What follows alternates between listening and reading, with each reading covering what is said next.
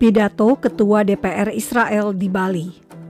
Ketua Parlemen Israel atau Knesset, Avi Dichter, menyampaikan pidato dalam acara Persatuan Parlemen Internasional IPU yang berlangsung di Bali 20 hingga 24 Maret 2022. Di depan bendera merah putih, seorang Israel kini bisa berdiri dan tampil dalam forum resmi internasional.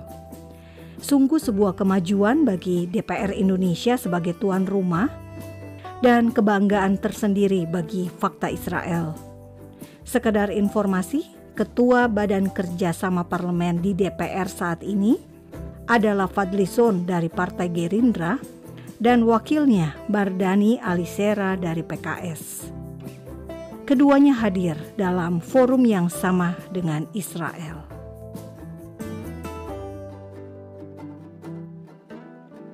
We all understand that the name of the game is the ability to store energy. Then, when energy can be generated, especially solar energy, it can be used later. In other words, how can we have solar power 24/7 and use a little energy from polluting sources like coal, oil, and natural gas? And be more specific, batteries.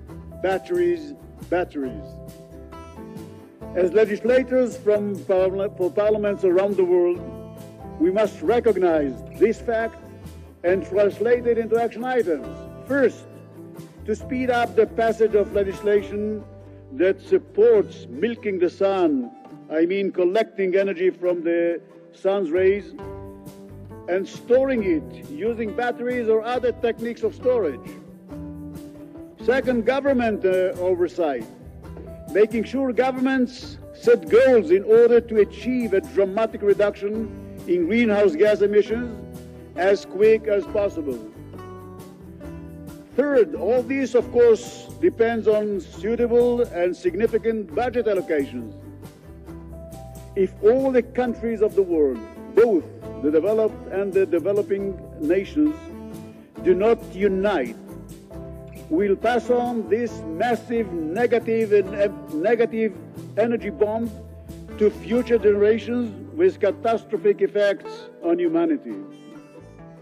And number 5, aid to developing countries is crucial. A chain is only as strong as the weakest link.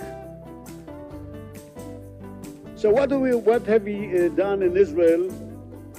Electricity in Israel, in 2010, Israel produced electricity from 60% coal and 40% natural gas and renewables. In 2020, Israel produced electricity from 26% coal and 74% natural gas and renewables. By 2025, Israel expects to produce electricity from 3% coal and 97% natural gas and renewables. Water in Israel. In 2000, Israel did not use any desalinated water. In 2010, 10% of the water produced in Israel was desalinated. In 2020, it rose up to 25%. And by 2030, Israel plans to produce 50% of its water from desalination. And we all know how many wars were about water resources, and we have some very strong and significant examples today along the Nile. Regional cooperation is crucial in order to protect the planet for future generations. According to Israel's agreement with Jordan, Israel will purchase solar energy and will provide Jordan with desalinated water. We call on our Palestinian neighbors to join us in promoting green energy products and green energy projects, despite the terror that is still aimed at us.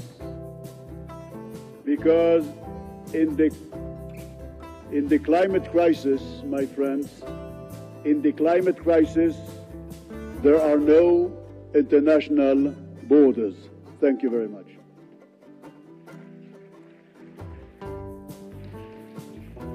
Thank you, Israel.